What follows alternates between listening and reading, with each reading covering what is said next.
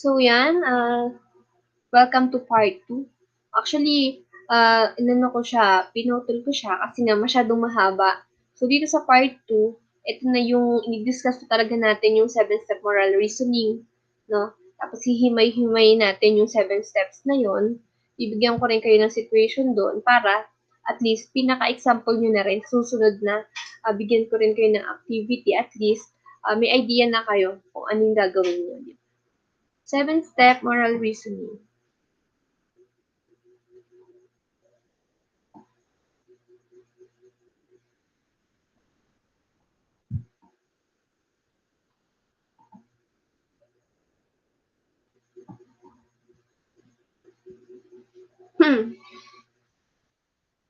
So yan, part 2 na tayo. Mas mahaba to.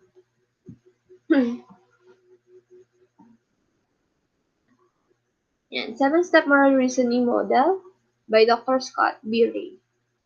So, simulan natin yung lesson natin sa story. So, sa story natin na ito, ay merong 20-year-old Hispanic male. So, paano ba kapag sinabing Hispanic male? So, sila kasi yung, religious na sector ng, ayun nga, mga religion. So, religious sila. So, anong nangyari dun sa 20-year-old Hispanic male, nabaril siya sa tiyan at isinugod siya sa ospital. Ayan. Suffering from abdominal injuries kasi may tama siya ng baril sa tiyan. At dahil wala siyang medical insurance, so yun nga, wala siyang medical insurance, tandaan niyo yung mga yung mga details ng story natin. Wala siyang medical insurance. Ngayon, kahit wala siyang medical insurance, ang mangyayari kasi ay naging mas mabilis naman yung kanyang recovery. So, hindi, kumbaga, 1 week lang, 1 week ina-expect sa ospital, nakalabas na siya ng mga pang 5th day niya, okay na, nakalabas na siya. Kasi, kaya naman siya pinalabas na kasi wala naman siyang medical insurance. So, sinabi nga ng doktor na pwede na siyang magpahinga sa bahay nila. Pero, bago siya umuwi sa kanilang bahay, ano ba ang nangyari? Inamin niya sa kanyang physician, inamin niya sa doktor na siya ay homosexual or gay. So, siya ay gay. Okay? Inamin niya. Pero, class, ang mga Hispanic nga ay dahil nga sila ay religious, hindi nila ina-accept yung same-sex na relationship or same-sex marriage or anything na ganon. Yung mga homosexuality, hindi nila ina-accept yun. So,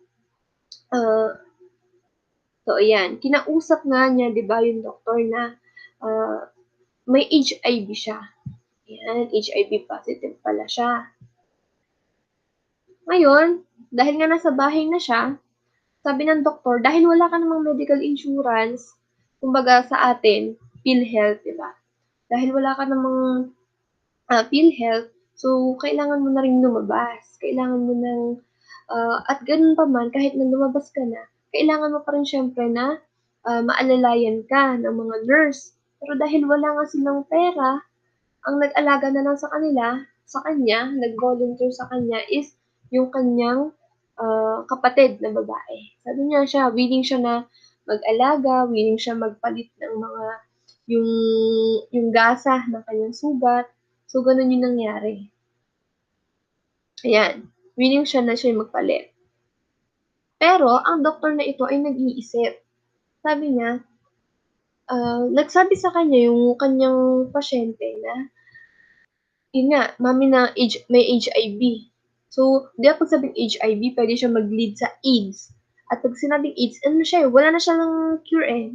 At nakakamatay. Alam naman natin lahat, diba, nakakamatay yung AIDS. Pero, yun nga, nagsabi yung kapatid niya na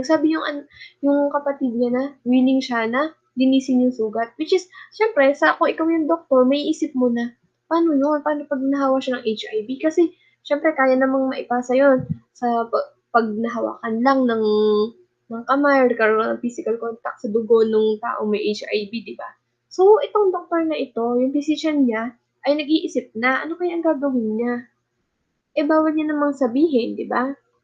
Kasi ang mga doktor, siyempre may mga sinumpaan niya na mga nangako yung mga yan, sinumpaan yan sa mga tungkulin nila na una, siyempre kailangan confidential yung record nung mga pasyente nila, lalo pat ni-request sa kanya na, yun nga, huwag sasabihin, diba?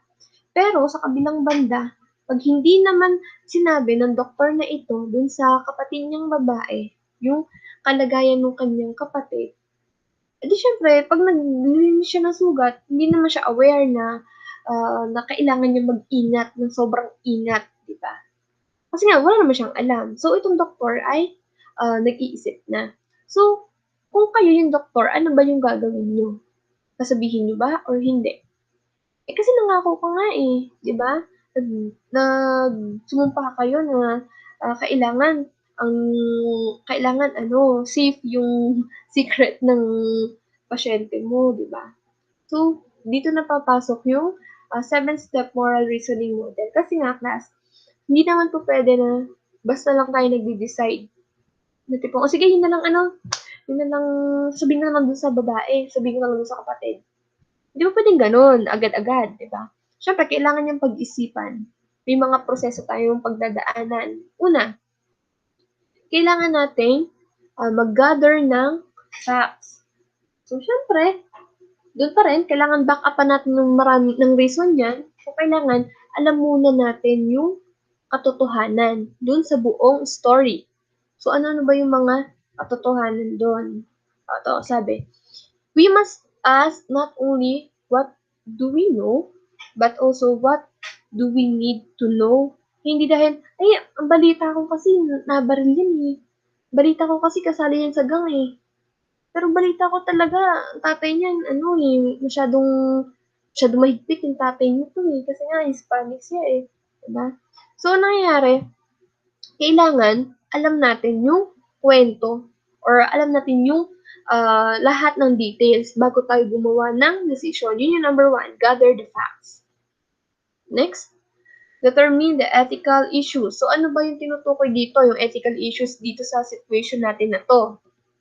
So, una, confidentiality of the patient.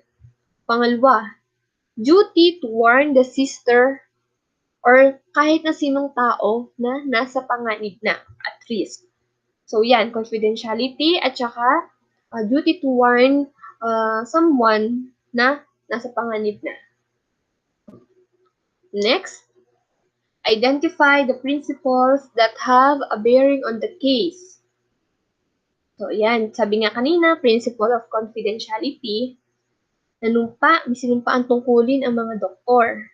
At the same time, sila din ay, syempre, ayaw naman ng mga doktor na may mamamatay ng mga na pasyente, di ba? Kahit nga yung iba, kahit yung mga may kaso, kahit yung mga tumatakas halimbawa sa paggawa ng krimen, kailangan pa rin nilang gampanan yung kanilang tungkulin. So, dito sa part na to, or sa storyang ito, duty to warn. Kasi kapag hindi niya winarningan yung sister, may possibility na mamatay siya dahil nga pag nahawa siya ng HIV at naging AIDS to, di ba? So, doon pa rin siya maglilid sa pagkamatay, di ba?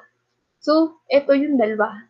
Yung na-identify na natin yung dalawang principle dito. Confidentiality and duty to warn. So, if the risk is not considerable, then that weighs confidentiality a bit more heavily. So, kung halimbawa, hindi naman ikamamatay halimbawa nung kapatid, yung sitwasyon, halimbawa, yung tipong magagalusan lang siya, hindi niya ikamamatay. Kung mas matimbang yung confidentiality, kasi pag sinabi niya kasi yung sekreto nung kanyang kapatid or nung 20-year-old niya na lalaki. So, pag sinabi niya yun, may possibility na mapalaya siya ng magulang niya, di ba? Itakwil siya.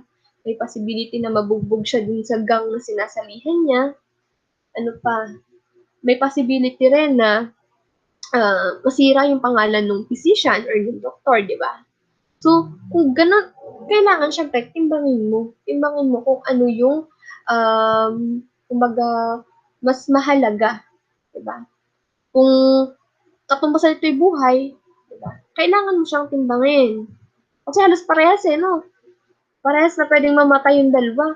Yung lalaki, kapag nalaman tatay, baka mapatay din, di ba? Yung babae, ganun din, baka mapatay sa HIV or sa sakit nga.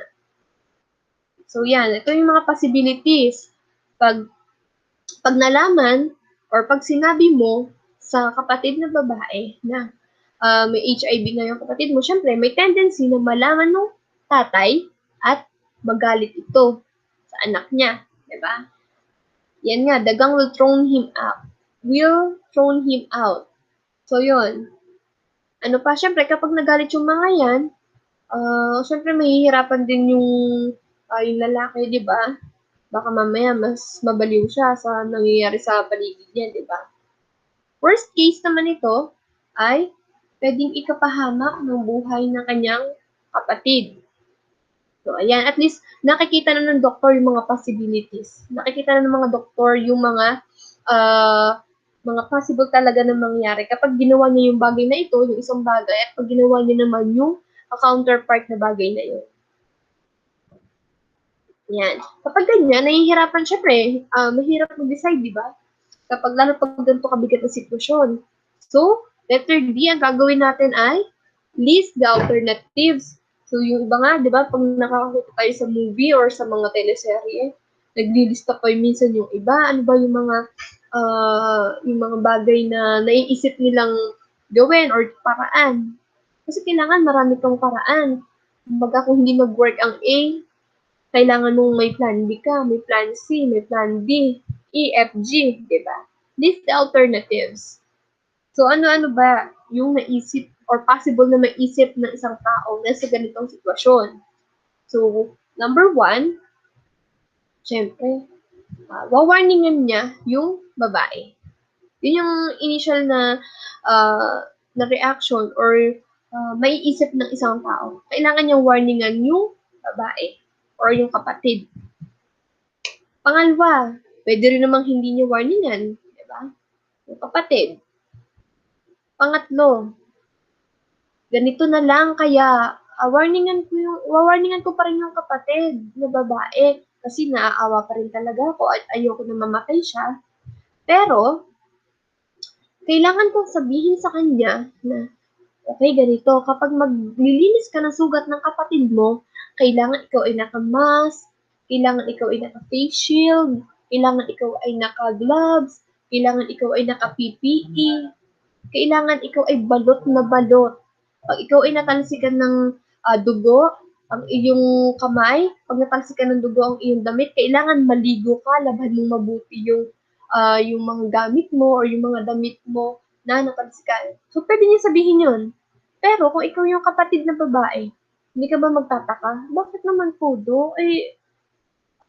nilinisin ko lang naman po ang sugat At kahit na warningan mo yung babaeng yun, kung hindi naman siya aware na doon sa situation, di ba may tendency na hindi niya sundin. May tendency na, lang yan, sabi lang yan ni Doc, pero hindi ko pa rin gagawin, di ba? Alam kong bumili pa ako ng PPE. Alam kong bumili pa ako ng mga face mask, di ba? Next, number 4, ito yung isa sa mga alternatives. Request the patient to inform his sister. So, kailangan, kumbaga, kumbinsihin mo yung pasyente na ikaw na mismo ang magsabi sa kapatid mo. Ikaw na mismo, ipapaunawa mo sa kanya na kamamatay ito ng kapatid mo. Diba? So, ganun. So, ito yung 4 alternatives na naisip ni Scott B. Ray sa situation na ito. Next, letter E. Compare the alternatives with the principle. So, syempre, kailangan may elimination round to, no? Hindi po pwedeng 4 na yun ang gagawin mo. Kailangan, piliin mo yung best na pwede mong maging solution. Pwede mong maging action, di ba? Compare the alternatives with the principles. So, ano ulit yung principles natin kanina? confidentiality, 'di ba? Confidentiality at saka yung pagwa-warn sa mga taong puwede ng manganib yung buhay. So, kailangan nating ikumpara. Yan. What if the sister did not take the universal precautions seriously? So, kailangan nating isipin ang bawat, kumbaga yung bawat sitwasyon, yung bawat side. Kapag sinabi ko or 'pag hindi ko sinabi, mamamatay yung babae. Kapag naman sinabi ko, mapapatay din yung babae yung lalaki, yung tatay niya, nung gang, 'di ba? Kasi possible na magalit yung mga kasamahan niya sa gang kasi nga, bakla ka pala tapos nakikisali ka sa amin. So, kahit naman before, 'di ba, ah, may mga galit pa talaga even before sa mga gay, no? Unlike today, may mga program naman sila na na-accept na rin ng society, pero hindi lahat hindi lahat na-accept yun, no? So, napakaraming pwedeng, actually, ano siya napakaraming possible na naging sagot ang tao dito. Pero kailangan dumaan siya sa prosesong ito. Actually, itong situation na ito ni Scott Bury, hindi niya rin ito sinagot. Parang nag-iwan siya ng tanong sa atin. Kumbaga, paano? Anong gagawin na? Anong gagawin kung sakali na? Kumbaga, kung ikaw mismo yung nasa sitwasyon ng doktor, ano yung gagawin mo? Kumbaga, hayaan mo ba na masira ang pangalan mo? Nag-aral ka ng napakaraming taon, ng napakahabang panahon. Tapos masisira lang ang pangalan mo kasi may possibility na malaman nila na, yung physician na yan, grabe, ano yan, napaka-unethical niyan. Ano mo ba, chinichika niya yung sikreto ng kanyang mga pasyente. So, possible, no? Possible na, kumbaga, maraming posibleng mangyari sa decision mo. So, yun lang. Mag-expect na kayo na paggagawain ko kayo ng situation na kagaya nito. And then, syempre, kailangan nyo gumawa ng i-apply itong 7-step moral reasoning model ni Scott Beering. No? So, yun, waiting ko. Kapag may tanong, pwede kayong magtanong. Mag-comment lang kayo. Plus, huwag kayong mahihiyang magtanong ha. Yung iba kasi nakikita ko na lang sa my day na nahihirapan sa subject, may bagay na hindi masyadong naintindihan. Huwag kayong mahihiyang magtanong ha.